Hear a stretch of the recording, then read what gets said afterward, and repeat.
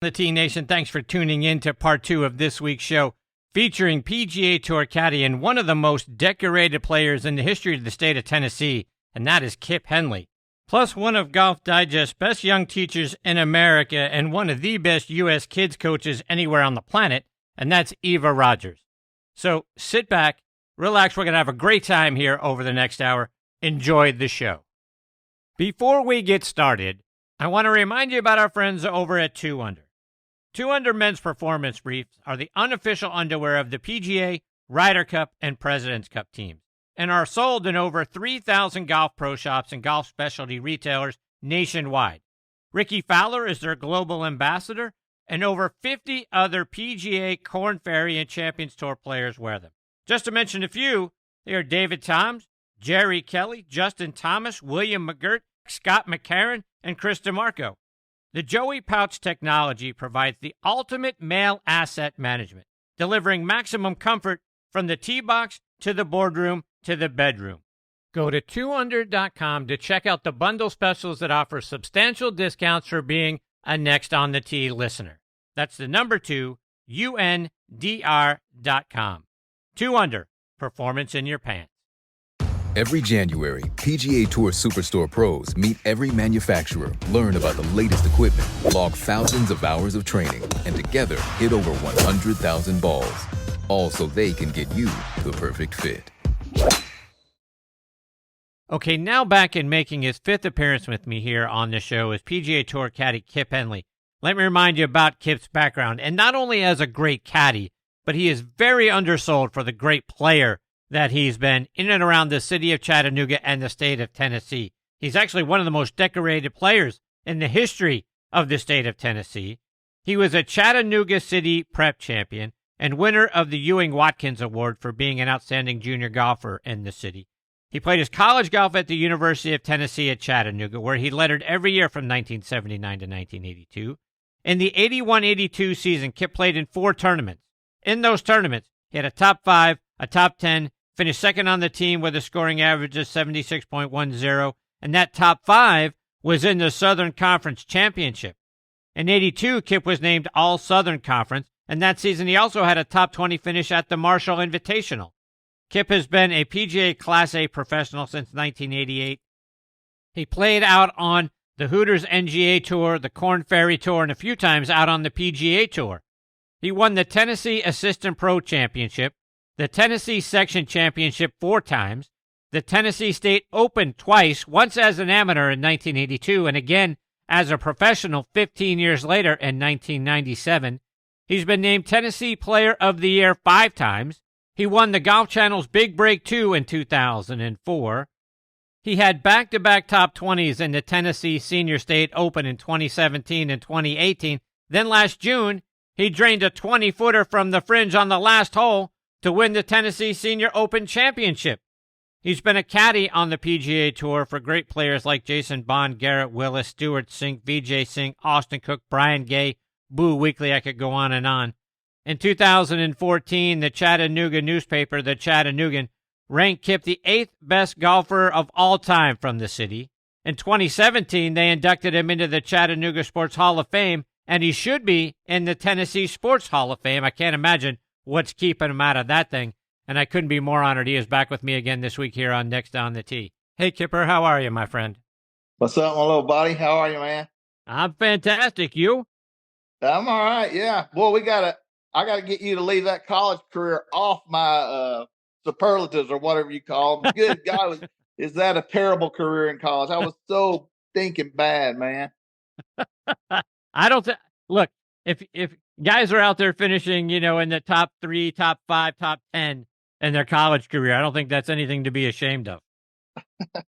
It wasn't very illustrious. I didn't realize how poor it was until you found out all those stats.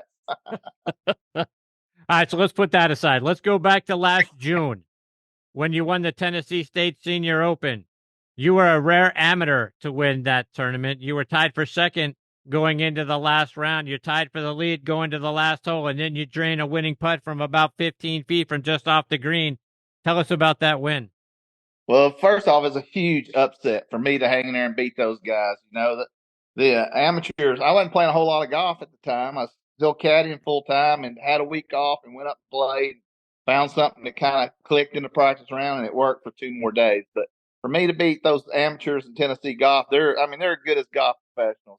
I mean, these guys they're rich, they're retired, they take lessons, they play at Oakmont, they play at Seminole, they play everywhere in all these tournaments, they travel around. They're hard to beat, but I had a little bit of an advantage there because it's my old stomping grounds where I was a club professional for 100 years. And I wasn't actually the club pro at Stonehenge, but it's one of 4 courses in Fairfield Glade. And I was the pro at Heatherhurst and did most of my golfing at Stonehenge because it was the least busy and the best track up there. So I played it a million times. So I kind of have a leg up on the boys, and they still have it there every year. So, I mean, who knows? But if I can say a real important thing, if anybody ever watched that video, I kind of act like an idiot, but I've never acted like that after a win. You know, I usually try and stay a little bit more humble than that, but that was a special thing. Besides winning in the Glade and my friends watching me hoop that putt on 18, the year before, last year, well, I guess it'll be 2 years ago now, but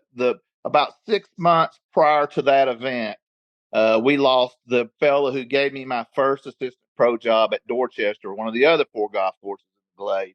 Warren Huddleston, the big guy, we called him the big guy, and he was in my wedding. He's a dear friend for life, and he passed away suddenly with a heart attack like 6 months before that tournament, and it just broke the community's heart and all our hearts. He was such a special man. But so I get up near around the lead after the first round, and his wife, you know, that's still alive, he reaches out to me that night in a text, and she said, "Kip, big guy would be so proud of where you're at." And I said, "Oh my gosh," you know, and so it kind of took some of the importance of the game away from me a little bit. And I said, "You know what, Miss Ron, I'm going to go play good for the big guy tomorrow. You know, I'm going to try my best." And I mean, I was puking coming. I found out, you know, you could watch the scoreboards on your phone. I saw that I had a 2-shot lead with 2 holes to go. I wasn't looking at the scoreboard a lot, and I 3-putted. No, I had a 1-shot lead. I had a 1-shot lead with 2 holes to go. I was 3 under, and there was 2 guys in the barn at 2 under, and there's a guy playing with me that was 2 under.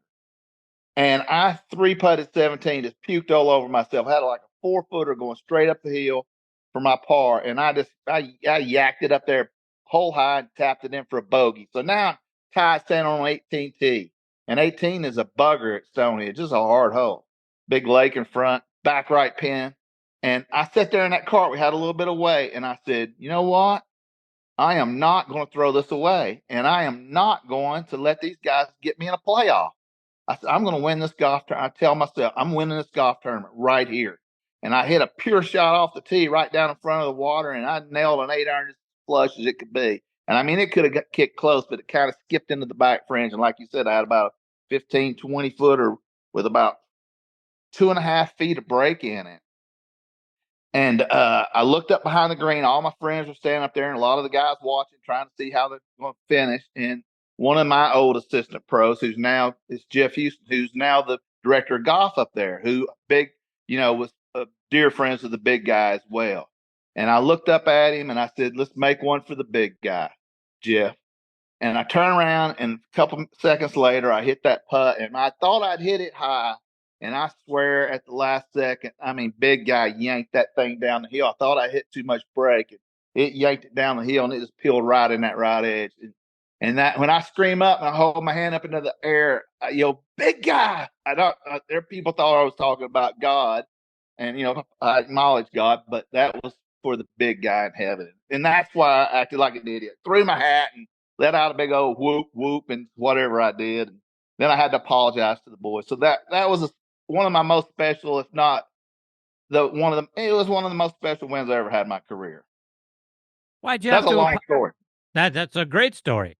Why'd you have to apologize? You shouldn't have to apologize to anybody for that.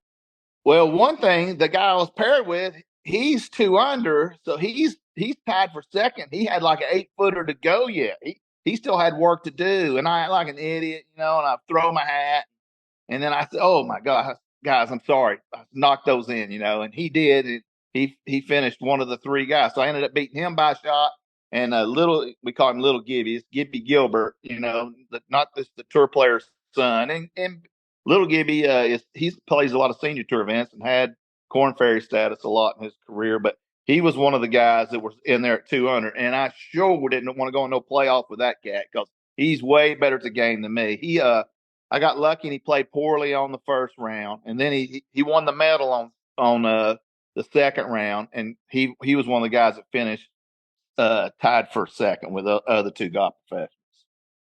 So, Kip, I've been campaigning for years now since I first got to know you about getting you into the Tennessee Sports Hall of Fame. I mean, look, if it's just the things that you have won in some of the major tournaments in and around the city of Chattanooga and around the state of Tennessee, I mean, going back to a prep championship, all Southern Conference, Tennessee Assistant Pro Championship, Tennessee Section Champion 4 times, 2 Tennessee State Opens, a Senior Open Championship now, and being named Player of the Year 5 times. I mean, I can't imagine there are many more decorated golfers that have ever come out of the state of Tennessee. Shouldn't you be Hall worthy at this point? I tell you what, I hate to say that, I deserve it. I'm not saying that, but boy, there's not many left out there with worse, better careers than mine that aren't in it. But I left Tennessee golf in like 2004 or 5, and I gave up my Class A and I reverted back to amateur standing. So, I kind of chased my dream, and I turned pro. I tried tour school all those years. I don't know. I mean, really and truly, I don't see how they can keep me out. If they keep me out, then it's going to be hard because it's hard to win now. There's so many more good players, than even in my day. There's so many more good players now that'll just beat your brains in. It's hard to rack up as many wins as I had. You can do it if you're dominant, but it's hard to be dominant in Tennessee golf, man. There's so many cats here to play. I had a guy on Twitter that tell me if I was in Florida, I wouldn't have half those titles. I went, you jerk, you. Right? I said, what if I was practicing all winter instead of wearing toboggans and 2 sweaters trying to hit balls? I said, maybe I would have been even better. So, and I said, winners win. So, no, but he was kind of mean to me, but he might be correct. Wow. I mean, that's just some guy that's just trying to poo-poo on somebody, that's won. It's just, I hate when people try to throw a negative on top of somebody that has done something that's extraordinary. And your Tennessee career has been extraordinary. And him trying to throw shade on it just because, oh, well, you couldn't do that in Tennessee or, California, whatever. Shut up. Yeah. Who knows? Who knows the other side of the story? It's like caddying when you talk your guy into an 8-iron, that he hits on the front of the green and he didn't hit a 7-iron over, but the 8-iron don't get back to the pin, but it didn't go over the green. And you talk him into hitting 8, and it goes to the front of the green, and you don't get to hear the other side. You don't get to know the other side of the story, Right. Well, he hits a 7-iron over and he's dead or whatever, So you live with what you do, and try your best. I tried, man. I tried with both hands for many years. I really, even though, a lot of people look at my career as very decorated, and I'm proud of it. Looking back, I'm proud, but man, I still see myself as a failure because I had the one. I've told you this before. I had the one mission. I was going to be a PGA Tour player. I didn't study in college because I knew I'd have 4 or 5 green jackets in my closet someday. So I had one mission in the game of golf, and it was to become a tour player. And I got to play in a handful of tour events and stuff, but I look at my career as a failure, a little bit of a failure. Now, I'm proud as I could be of the things I've done, but still that thing is stuck in there like, dang it, man, just didn't get it done. Well, I mean, let's take that a step further. I mean, I get it. You had aspirations, you had dreams and all that sort of stuff. But again, a resume like this, the guys that you've been on the bag for, and the championships that you won, you're in a Hall of Fame there in the city of Chattanooga. It may not have been the 4 or 5 green jackets that you had, but do you feel like, I don't know. I mean, I hate to hear that, Kip, because I just think you're one of the all-time greats. I mean, look, are you the 0.1% the guys that won, multiple majors? No. But are you like the 1% of guys that got to that level? Yes. Right. And when I get to heaven, I'm going to ask God that question. He might say, Kip, I wanted you to touch this man. and I wanted you to touch this guy's life, and I wanted you to help that kid that got a scholarship. I wanted you to be a club pro, so you gave all those golf lessons. So who knows the other side of the story? But I shouldn't say I'm ashamed. I'm not ashamed. I'm proud of what I've done, big time. But there's still a little stuck in my craw. And I'm going to ask God, why didn't I make it, man? What did I do wrong? Where was the hole I stepped in? And you know what? The thing about that, Chris, the hole I stepped in, that's part of me I think I'm a pretty solid caddy. I'm probably a better caddy than I was a player because I stepped in a bunch of holes, trying to get out there on the PGA Tour, and I switched drivers right on this day, or I continually switched putters, or I didn't work out enough, or I didn't eat right, and, or maybe I switched teachers, or maybe I kept, and I feel like I can really help a guy. I offer a lot in the game. I was a teacher and a club pro and a player. I heard Mr. Rinker, goodness gracious, what a decorated cat he is.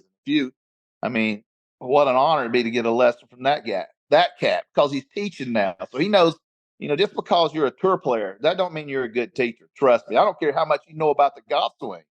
There's a crap ton of PGA Tour players that are so knowledgeable about the golf swing. But you got to put in the hours on that range, man. You cannot be what I call a classroom teacher. These guys that are book smart and understand the physics and all the the P5 and the P3 and all that. It's great to have that knowledge, but sticking it on the lesson tee and knowing where you're going. And if I tell this guy to do this, if I tell him to playing with a cupped left wrist to a flat left wrist, or a flat left wrist to an arched left wrist at the top, I'm going to send him into a tailspin for months. He's not going to just take and start playing. If he's a good player, he's not going to play good golf for a while. And you got to have that, and a lot of these classroom cats that know everything about the physics of the game and all this stuff, and they're brilliant. I'm not taking away from them, but if you haven't sat on that lesson tee and sweated your tail off and give hundreds and hundreds of golf lessons and know how to stick these things in, when to stick them in, especially if you're coaching a good player, a solid player. What can you do can I give this guy a Band-Aid today? Or is this something we got to step back? We got to step back for 2 weeks. Just put in the balls, put in hit this many 100 balls, and this grip change will be okay. Trust me on this. We're going to step one step back, but we're going 2 or 3 forward with this hard change we're going to make. Or we're going to say, hey, just feel this on the way down before he tees off in the golf tournament if he's struggling. Just feel this. Don't give him a whole lot of. So application is monster big. And like Larry, I said about Larry, the guy played it. He's had all the best teachers and he's had to use it. And now he's put in the sweat too out there. So you can't go for a better golf lesson than a cat like that right there. And I feel like I offer I wasn't the player he was, but I feel like I know I've put in the sweat out on that range. So let's take that for a lot. Yeah. So to that point, Kip, you have a complete resume in the game of golf, from being a teaching professional for a while to a guy that played at a very high level, and you did get to play in some PGA Tour events, to a guy that's been on the bag for a lot of really great players over the course of your career. So you've got a lot of perspective that most people don't. Taking all of that together as a complete package for somebody, to me, you're the perfect guy that anybody would want to come see to talk about the game of golf, to learn about the game of golf, or to come see you if I've been a player for a while and I've started to go sideways a little bit, because you do bring so much to the table. Well, I appreciate you saying that. It means a lot. But I'm getting up in there, and I'm long in the tooth now. And that phone, I'm in between bags on the PGA Tour right now, and praying that phone rings pretty soon. But I'm kind of in a crossroads, in my career. If no one wants the old guy anymore, then I need to find other avenues to help pay the bills. And I've thought long and hard about teaching. I've thought about doing a 2-day school and bringing in junior high and high school kids, and it's like let them stay for 2 days, and we go over every facet of the game, from the mental thing to reading how to read a yardage book properly. Even a little bit on the rules and definitely application. Here's how this is how you impress college coaches right here. You don't just go out and whack balls you have a system, and you let him see you doing these drills, and you have a thing, and you have a pre-shot routine that's nice and fast and consistent, and you're a professional out there. I feel like I may be going in that direction if that phone don't ring, but I love caddying with all my heart. I so love my job, and I'm not willing to give it up yet. My little brother, he got a great career caddy, 20 great years of caddying, and he said, "Kip, I think it's over." And I said, "No, it's not, Brent. I'm gonna get back on a stud here, and I'm gonna help that cat get to the top. So I'm not gonna give up. So we'll see where it turns. But I am actually staring at a fork in the road right now, bud. So let's a couple more before I let you go, and I want to talk about both of those things because we're on the heels of this year's RBC Heritage Tournament just this past weekend in Harbortown, where Scotty kept it rolling, winning, the Masters, and then obviously Harbortown right after that. You were on the bag with Brian Gay when he won there in 2009, and not only did he win, he won by 10 strokes. So you got him through a tournament that he practically lapped the field there. Talk about that. Well, the first thing I remember about that is he hated Harbortown. When I first started leaving, he said, "Man, I never did good there." I said, "Good God, BG." I said, "Jack Nicklaus and Pete Dye built that place for you, man." I said, we have to go. He wanted to even pass on it for a year or two. And I talked him into going. Of course, I wanted him to go kind of a little bit for selfish reasons because my little brother, Brent, again, he was the assistant pro there for John Farrell for like 3 years before he started caddying and moved back to Chattanooga. So I'd played there a bunch of times, and it was dear to my heart, and I love the area. But I pretty much talked BG, and I said, "We are going to Harbortown, bud." And I don't know that we won it the first year. I don't think we won it. It wasn't long. It was either the second time we played in it or the first one. I think it was probably the second time.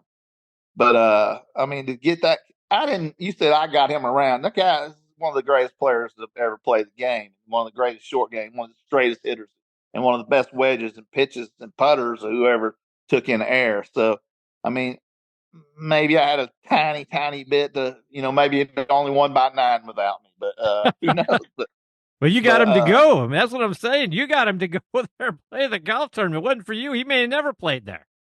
You're right. You might not even gone back, but I said it. There's only been 5 guys in the last 45 years now that have won by double digits, and Tiger did it a few times, but there's not but 5 guys, I think, what it is, and little bitty old Brian Gay's one of them. So I'm kind of proud of that. Then he won Memphis a month and a half later. He won that by 5. So I had a tiger by the tail there for a while with old Brian Gay, and boy, I didn't realize how good I had it when I had him. Man, he was an easy cat to work for, and but I've had a lot of good bags over the years, and I'm going to get me another good one here just as soon. You watch.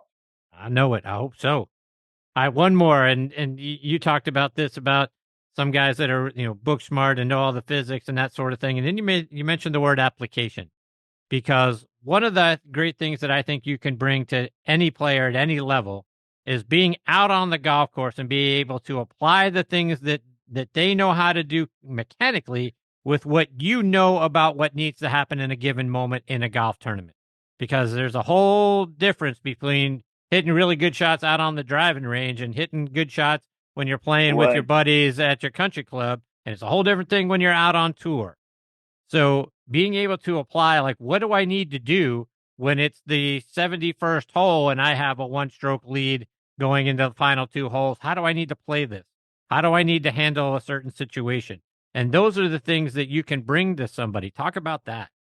Well, I think a good caddy, he makes his player confident. And caddying, I've always said caddying is psychology way before it is anything else. And talking fast, to where your mind needs to be way out front of the words that are coming out of your mouth. You've got to be able to think fast on your toes and say the right things. When that guy's standing there on 72nd hole with a 1-shot lead, water down the left and out of bounds down the right, what does he want to have come out of your mouth? What am I going to say to this guy? How am I going to present this when he asks me? Or, how am I going to keep his confidence level as high as it could be?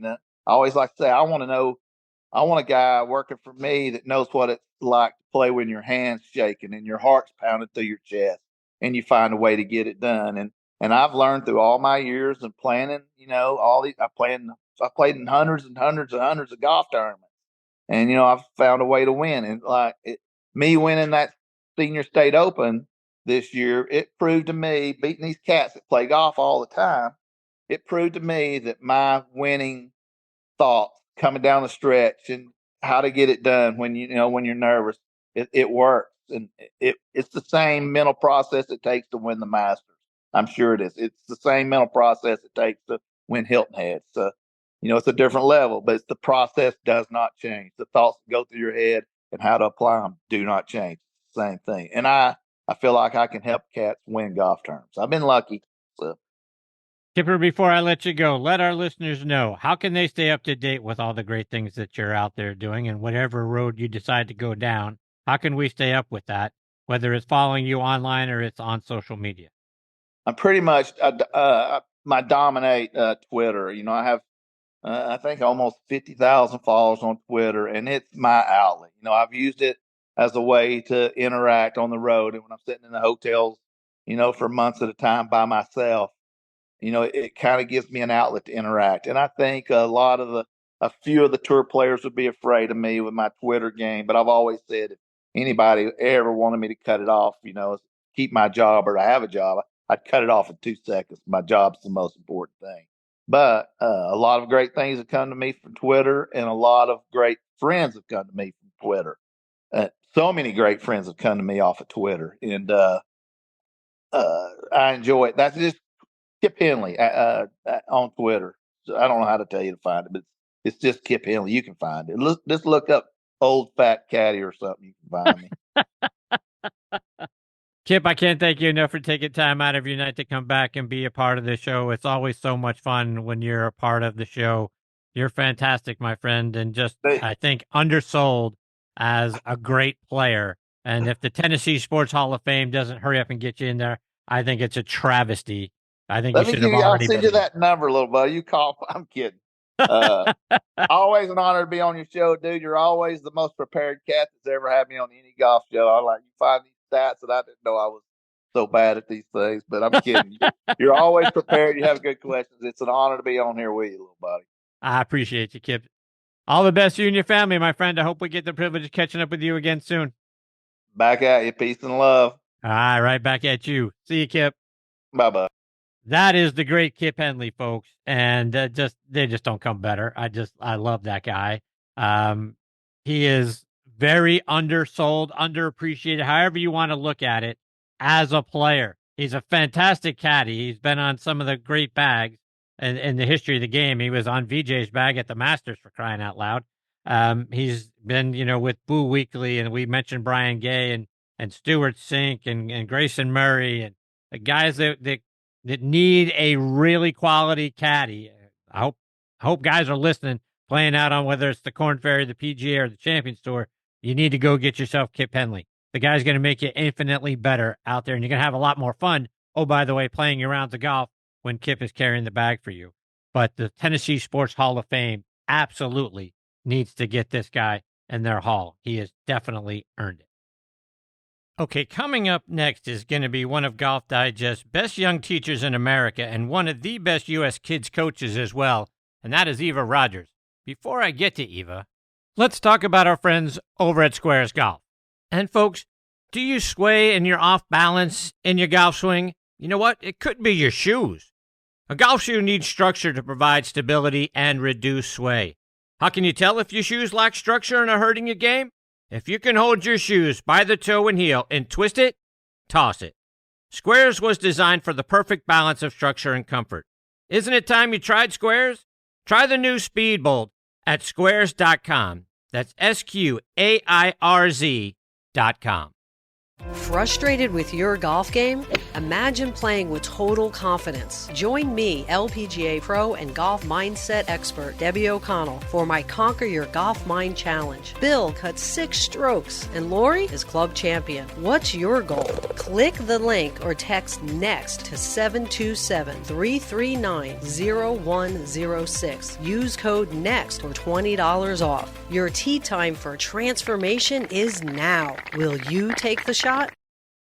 Now back with me is Eva Rogers. Let me remind you a little bit about Eva's background. She's from Rockledge, Florida, which is over near Merritt Island and Cocoa Beach over on the East Coast. She played her college golf at West Texas A&M, where in 2010 she finished 9th in the NCAA Division II West Regional. She also finished tied for 24th at the Lone Star Conference Championship, and she was named to the National Golf Coaches Association Division II All-American Scholar Team. She earned her MBA in Marketing Management. She spent time as an assistant golf professional at PGA National in West Palm Beach. She moved from there to being an assistant at Lake Nona Golf and Country Club just outside of Orlando. She's currently a Class A teaching professional at one of the most historic courses in our country, Medina Country Club. She's a certified U.S. Kids golf coach. Golf Digest named her one of the best young teachers in America, and I couldn't be more honored she is back with me again this week here on Next on the Tee. Hey, Eva, thanks for coming back on the show. How are you, Chris? I'm doing well. That's good news. Eva, I got to ask you, are you back up at Medina now? You still down at Gray Oaks Country Club there in Naples? Yeah, no, I'm back at Medina. I was a guest instructor at Gray Oaks for 2 months, for January and February. Nice. Medina is obviously one of the most historic courses in our country. What's it like for you being up there and at a place that's hosted 3 U.S. Opens, 2 PGA Championships, a U.S. Senior, and a Ryder Cup? That's got to be a fantastic place to be. Oh yeah, I always appreciate my drive through the gates and riding and seeing the course and then seeing the historic clubhouse. It's truly a blessing to be there, and the membership is fantastic. So I've taken to it, which is why I'm still here, and I've enjoyed the experience and the growth I've been able to have there. Eva, you were recently selected to serve on the 2024-2025 PGA Lead Team. Talk about what that is. Yeah, it's an opportunity for young professionals to step up in the roles and become a leader, help the next generation of golf professionals, and how we can help the PGA of America with kind of our background and feedback. And they train us we have monthly meetings and projects, and our whole goal is to really become the best leader we can be for the future of PGA of America. And a lot of us are wanting to serve on any type of section boards or even for a board on PGA of America. So it's a fantastic opportunity for us to really learn the ins and outs and what it takes to step up in those leadership roles. You've had a lot of fantastic accolades come your way over the last few years. What's it like for you when Golf Digest comes out and names you one of the best young teachers in America? It's like I said, I'm very blessed. I mean, I am so glad that I have the opportunity to teach and coach as many people and have the positive results that I'm having with them.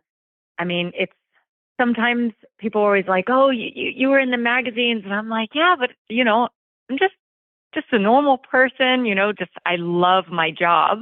And it's just truly, and it's an honor to be a part of this group of people, especially young individuals that are really stepping up and becoming phenomenal instructors and really setting a precedent. And, it's a great team. I know a lot of those professionals, and we all collaborate and we all try to reach out to each other and figure out what's happening, what's trending. And it's just about innovation and really how we can be better. You are a fantastic coach for junior golf. I mean, I look at all of the Instagram posts and things of that nature, and the kids gravitate to you, seem to really enjoy being around you and learning the game of golf from you. As you watch these young junior players progress in their games, that's got to be incredibly fulfilling to watch them get better and perform better in junior tournaments or AJGA or just see them score better, whether they're playing in tournaments or not. What's it like for you as you watch these kids grow in their game? I don't have kids of my own, but when I watch them, I'm just like, oh my gosh, it's happening so fast. And you really take in these moments and watching them, on their ups and downs of, good rounds and bad rounds, and helping them not only mentally prepare themselves for the future and what golf really is and what it takes, but the physical aspects of it, right? So these kids are growing and their fields are like, it's kind of a roller coaster, and you have to make sure that they trust you and the advice that you're giving them and the direction that you're going. And when those kids jump on board, I mean, you just watch them thrive. You just see everything blossom in front of them. It's more of convincing the kids, hey, this is what it is. This is what it takes. You're still a child, but when you start to learn this and learn that, this is where those results come into play. And when you watch them take to that and see the successes happen in front of them, and even those who actually accept the failures as learning experiences, they're not only growing as phenomenal golfers, but phenomenal humans. And you can tell that by just their demeanor and how they talk to you and respect everyone around them. And that's just a fantastic place for me to be in, to see this and have that opportunity to be a part of their lives. That's awesome. Even nowadays, we live in a video game TikTok world where kids have everything they want right in front of them. It's instant gratification. How do you help them develop a love for the game and not get tired of playing when success doesn't come instantly? Yeah, that's it's tough sometimes because there are some kids that you just can't get them out of that mentality. However, I try everything that I do. So what I try and do is ask questions. What do they like? I mean, I know I'm not anything that can get them excited where I know, wow, I can use this as leverage. And so what I'll do is I have a lot of dollar bills in some of my clinics, and I'll do a lot of competitions with the kids, and I'll give them, here's a dollar, and it starts to add up. Or I'll have really good treats or gear or something that's there. And I do competitions. And what happens is they become addicted to those competitions. And it's either team competitions or it could be a group competition against me. And they want to do that all the time. So what happens is you think, oh man, this kid may be out of it. And you get them in and you find out that they love competing. And so you get them going with the competition. You kind of build up their momentum and confidence, and then you run with it as much as you can. And you keep letting that kid thrive. And yes, I got to throw out those dollars to the kids that win, but they love the competition. And I think practices become boring, but when you make it where there's an end goal in mind, and it doesn't have to be something that's, a 3-month goal or a 6-month goal, but just for that hour long, what is your goal? We, like you said, we're in this instant gratification. But if we can get them to stick to a small goal with a small time frame and they can complete it, it changes their mindset. Now they're like, oh, I can do this. And it's easy, right? It could just be a specific type of putt or whatnot. But I do bribe them a little bit. So it helps, but they love it and they love the competition. And that's the most important part, because at the end of the day, some of these players, some of these juniors are going to turn into really good players, and they're going to turn into high school players, and they're probably going to turn into college players. And some are going to want to try to make it on tour. And the more you get them into a competitive mindset at a young age where they can accept winning and losing, that's part of that growth and development, and hopefully keeping them intact into wanting to continue to play. Is it more challenging to teach the kids or dealing with us as parents for the expectation levels we have for our kids? I am very, very, very fortunate at Medina. I have phenomenal parents. They really trust me with what I'm doing and the work I'm doing with the kids. So, everyone always asks me, they're like, oh, I bet the parents are, I'm like, no, I actually never have problems with parents. I'm very, very lucky with that. I would say, I think when I make it clear to the parent instead of beating around the bush, I'm like, look, your child is a child. Their developmental phases are nothing like ours. Like, we're not going to comprehend something the same way they are. Like, their movement patterns are not the same way they are. They are not as strong as us. Your child is not going to be able to hit the ball 250 yards at 10 years old, weighing 90 pounds. When you start to put the facts in front of them, they kind of back off. They're like, oh, shoot, like you're right. So that's what, I'll definitely encourage that. Like, if there's any, parents that are really like pushing stuff, look, you state the facts. And if the parents don't agree with it, they can find somebody else. But, I think that's the most important part, is training the parents on understanding that your child is really still a child, and we're all about growing the game. Well, if we push them out of it, they may not come back until an adult, Right. if they decide to. Last March, during Women's History Month, you got a call from the assistant to Illinois House Representative Jennifer Sanalitro in recognition of your success in a male-dominated industry. Talk about what that call was like. I was speechless.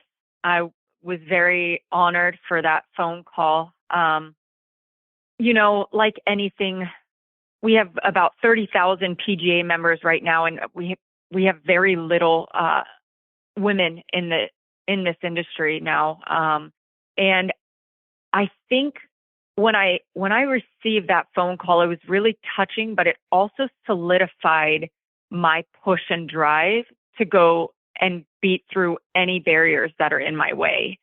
And I think that's, I'm trying to mentor more women in this industry and help guide them through any type of obstacles. Just like anything, any type of workplaces, you're going to have obstacles. But I think I was never going to let a male-dominated industry take away what I knew I had a gift to do. The question is how I was going to maneuver it. And what I did was I just ran with my skill, facts, stats, everything started showing up, and I was gaining respect. And I told myself, don't back down no matter what obstacles come into your way. So I never did. And thank goodness my mom loves getting my phone calls of venting, but she, is like, Eva, understand the industry that you're in, and you're still in it. You haven't quit. So there's a lot of people that will quit because of that struggle. But I'm telling you, I just was a go-getter. And when I received that phone call for it, it just really solidified, my strength. I was like, oh, I'm doing this. And I'm not going to let anybody hold me back from this. So it was a phenomenal phone call. It was wonderful meeting her. And, I'm very blessed that, I've been given this gift to really run with, and also the strength to be able to get through the things that you have to go through in an industry, that, we don't have a lot of women. So you do have to make sure that you can handle, how men are. And I'm not saying it's a bad thing, but, women see things one way, men see things another way. So it's, the question is how do you become unison with your team? And that's the most important, is how you guys work together. And I figured out how to work with my team, and it's been phenomenal. So I got to take that a step further, because you are in a male-dominated industry. I'm sure there were barriers placed in your way. Maybe not everybody was excited to see you apply for a job or come to work there or that sort of thing. How did you learn to overcome those types of things and deal with the men you were going to have to deal with if you were going to get to the places that you wanted to get to? Yeah, that's a great question. My childhood was tough, and I think I gained a lot of strength from that. And it really, really was deep in me, and I hardened up, and I was like, man, whatever I believe in life, I'm going to go for it. And I'm never going to let anybody hold me back. And sometimes I find myself that I may be the one holding me back, and then I have to reflect. But I knew in my heart and my strength, I was like, I'm never going to let anybody hold me back. And what I would do is I would learn ways, clearly, finding great mentors to help you. And I would find phenomenal mentors who understood the value of women, especially in the golf industry.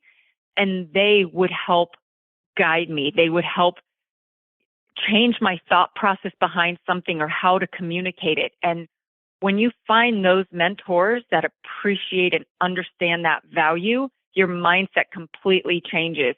And honestly, it's almost like there's cones in the road, and those cones are just like moved right out of the way.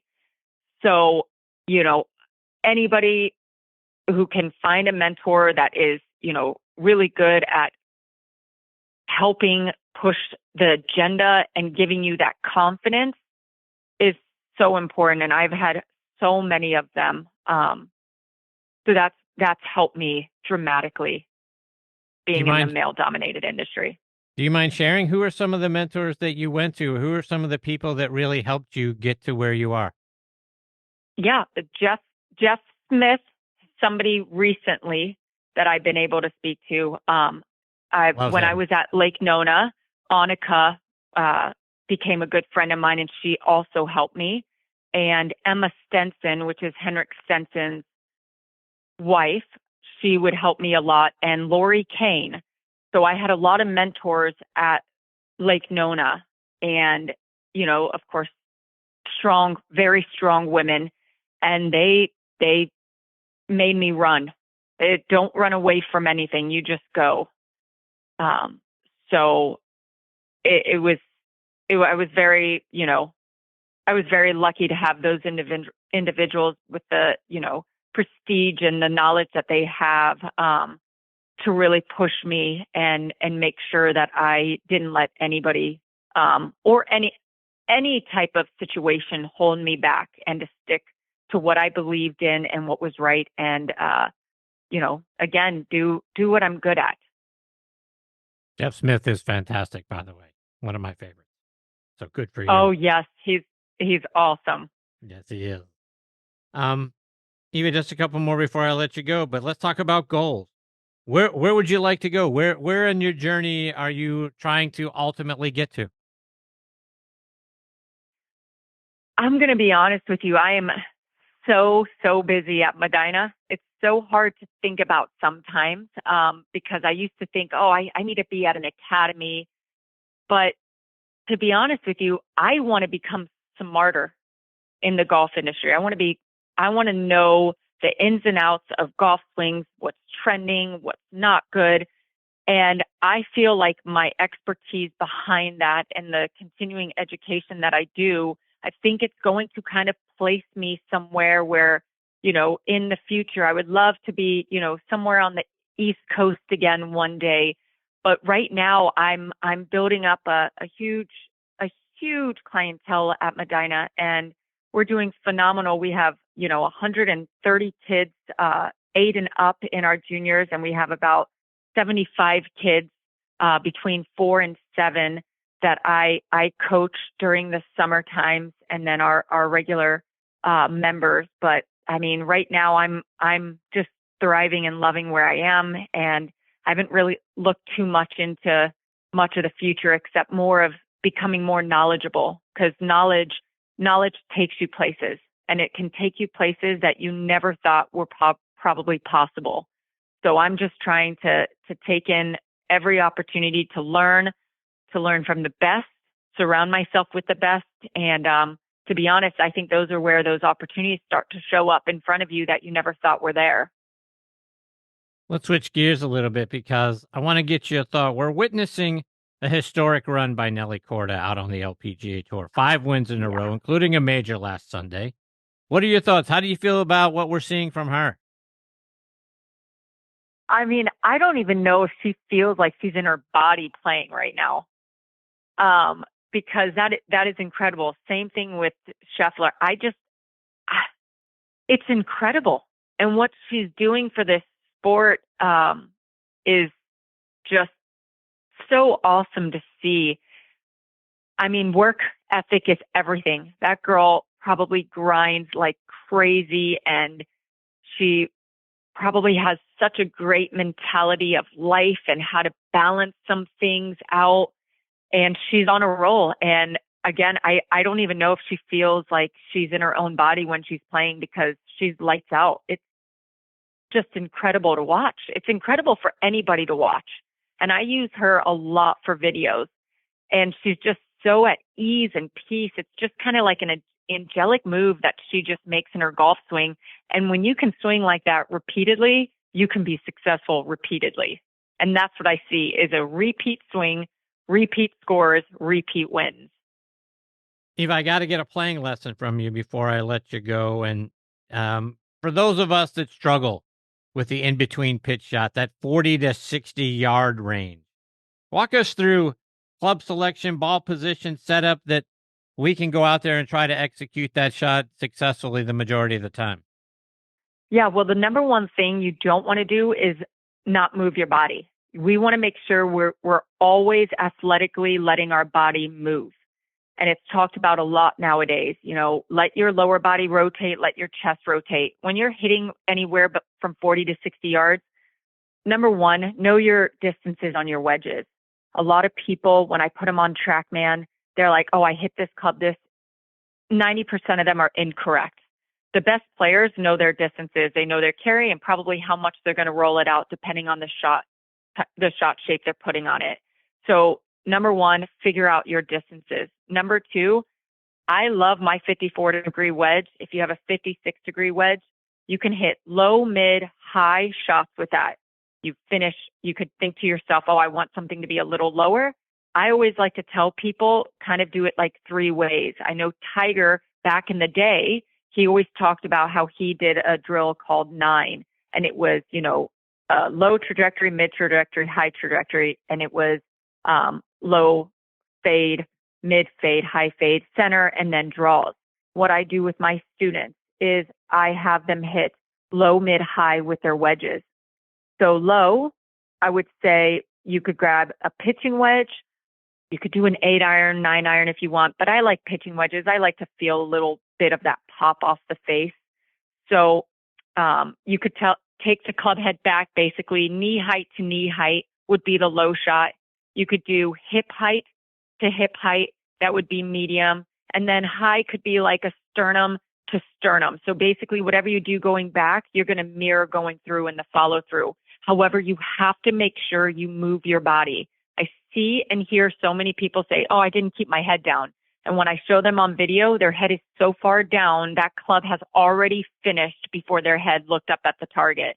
So get your head moving through your target so you can actually let your body move. Because if not, your lower body, your leg usually stays down in the ground, your arms take over, and that's where a lot of people either dip into the shot and they chunk it, or they end up sculling it because they decided to use their hands so much. So I think watching Rory is a great example with his chip shots.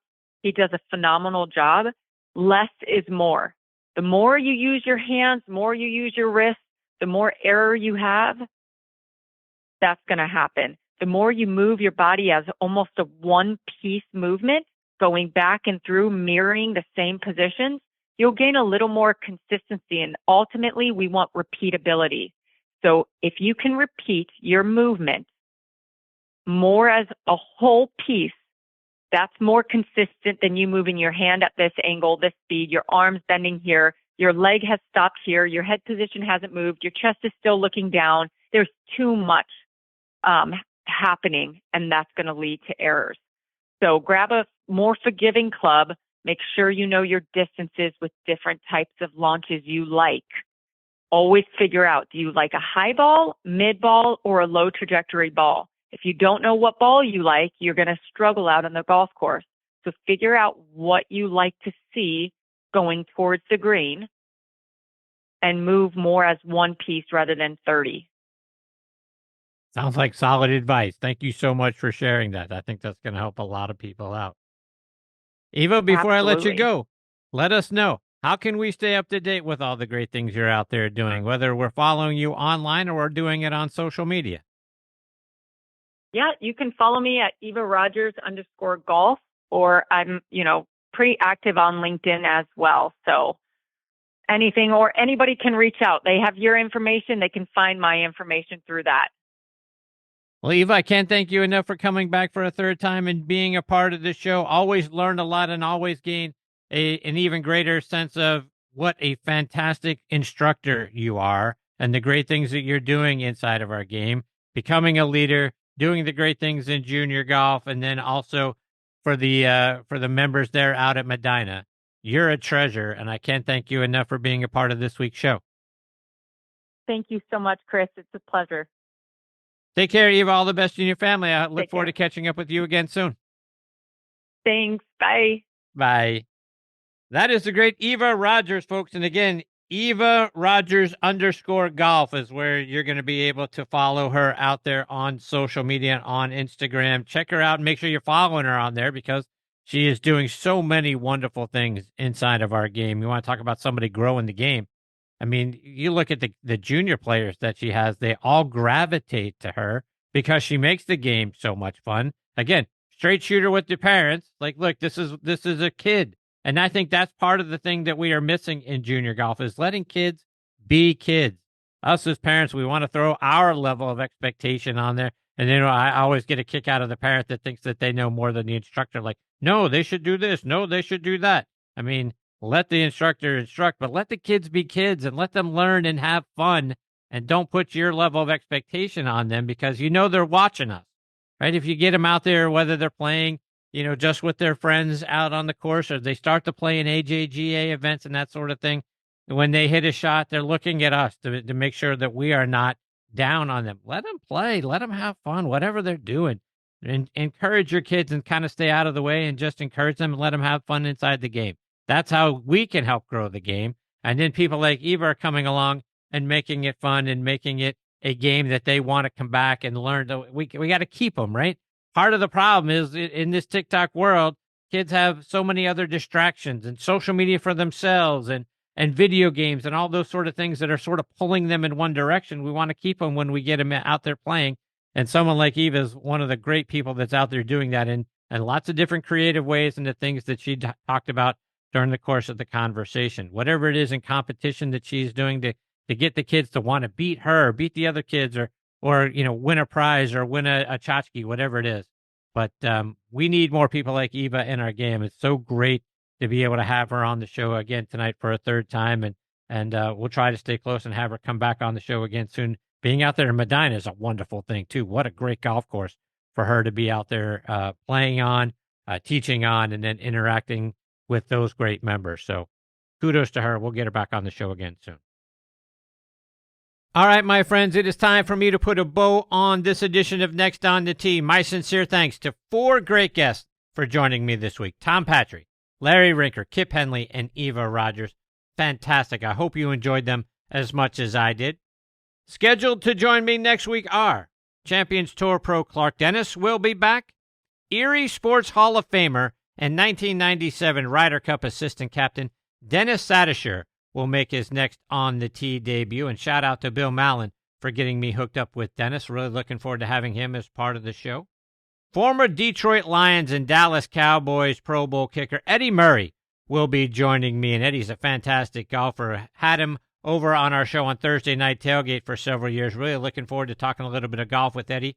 He'll be here, as will PGA professional turned wonderful artist Chandler Withington. Chandler's fantastic. Looking forward to having him back as part of the show. So it's going to be a lot of fun. I hope you'll come back and be a part of it with us. Quick reminder that you can find the show available as a podcast just about anywhere you get your podcast content. In particular, we're out there on the Pittsburgh Tribune review site. Just go to triblive.com and click on sports, and you're going to find the most recent episode right there on the homepage of the sports section. If you go on to click podcast, you'll be able to listen to any of the episodes from this season's shows.